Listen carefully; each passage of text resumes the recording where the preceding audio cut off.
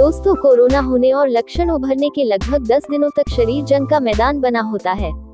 बुखार आना इसी का सबूत है।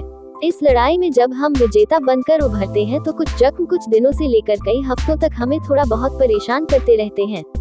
ऐसी ही एक परेशानी है कमजोरी और थकावट। अगर कुछ बातों का ध्यान रखें तो कमजोरी की सीनाजोरी को भी हम कुछ दिनों में ही कम कर सकते हैं। एक्सपर्ट से बात करके इस बारे में जानकारी दे रहे हैं लोकेश के भारती। कमजोरी जब लंबे वक्त तक रहती है तो लोग परेशान हो जाते हैं, फौरन ही इसे दूर करना चाहते हैं। ऐसे में एक साथ और जल्दी से ढेर सारा खाना खाने लगते हैं। ड्राई फ्रूट्स की मात्रा भी बढ़ा देते हैं। यह सही नहीं है। खाने की मात्रा धीरे धीरे बढ़ाएं। आसानी से पचने वाला खाना ही खाएं। ज्यादा ड्राई फ्रूट्स इस मौसम में गर्मी पैदा कर सकते हैं। अगर किडनी से जुड़ी कोई परेशानी है तो पानी की मात्रा उतनी ही रखें जितनी डॉक्टर ने पहले तय की थी। इसे ज्यादा न बढ़ाएं। अगर किडनी से जुड़ी कोई परेशानी है तो पानी की मात्रा उतनी ही रखें जितनी डॉक्टर ने पहले तय की थी। इसे ज्यादा न बढ़ाएं। स्टेरॉइड लेने की वजह से ऐसे लोगों की भी शुगर लेवल बढ़ सकती है जिन्हें शुगर की परेशानी नहीं थी। जब स्टेरॉइड और पोस्ट कोविड लक्षण कम होते हैं तो शुगर भी नॉर्मल हो जाती है। हाँ, शुगर पर लगातार नजर रखी जाए। आइसोलेशन से बाहर आने के बाद 7 से 10 दिनों तक ग्लूकोमीटर से सुबह फास्टिंग और पीपी लेवल जरूर देखें।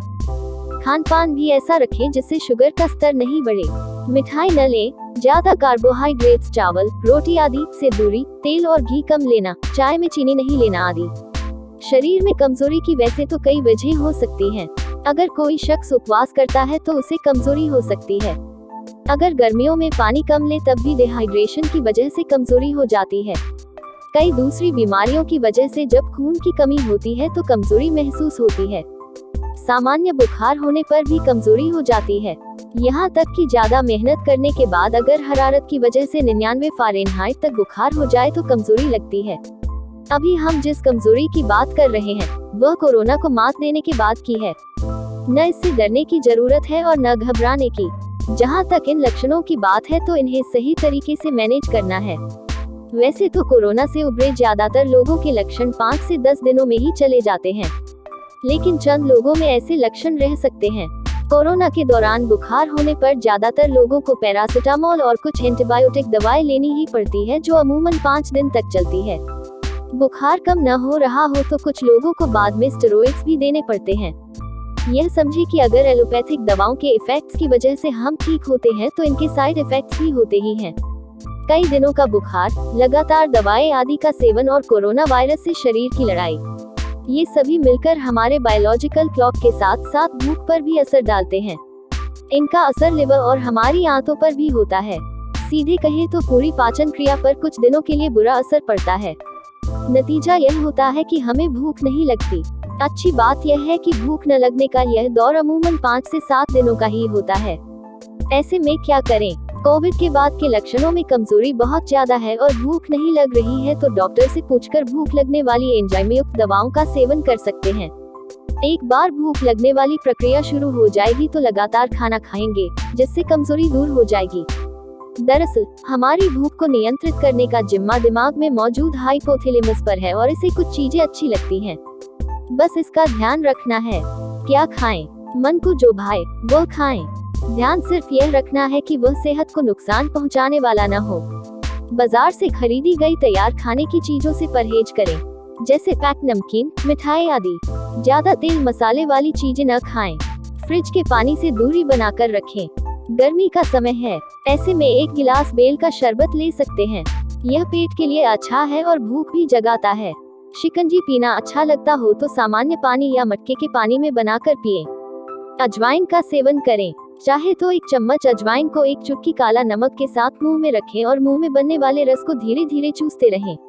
इसे दिन भर में 2 से 3 बार करें या फिर 1 चम्मच अजवाइन और 1 चुटकी नमक फाँक लें और 1 गिलास गुनगुने पानी से निगल जाएं। इसे दिन भर में 1 बार करें। यह हमारे शरीर में पाचन वाले एंजाइम को निकालने में भी मददगार है। पपीते और धनिये का सेवन जरूर करें। हर दिन 1 प्लेट पपीता लें और धनिया सलाद या चटनी के रूप में खाएं। इससे भी भूख जगती है। अगर खांसी न हो तो उस दही का सेवन कर सकते हैं जो खट्टा न हो। खट्टा होने से खांसी बढ़ने का खतरा रहता है। 2. सिर और मांसपेशियों में दर्द। इससे घबराने की जरूरत नहीं। ज्यादा से ज्यादा 1 महीने में यह खत्म हो जाता है। यह परेशानी शरीर में विटामिन और मिनरल की कमी से होती है। खासकर विटामिन डी और कैल्शियम कम हो जाता है। हर दिन एक्सरसाइज, योग करें और हेल्दी फूड की आदत डालें।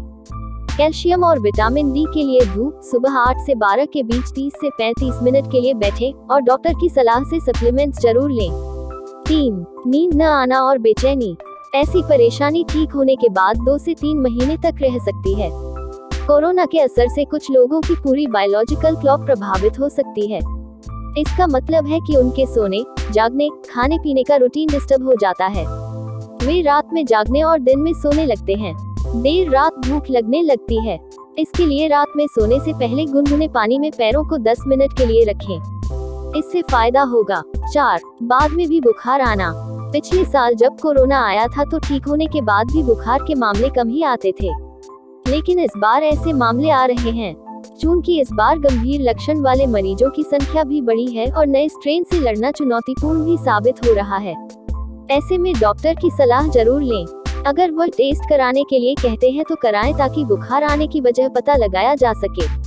वैसे कोरोना से उबरने के बाद अगर 15 दिन से 35 दिन तक बुखार आ रहा है तो परेशान होने की जरूरत नहीं है, इलाज जरूर कराएं।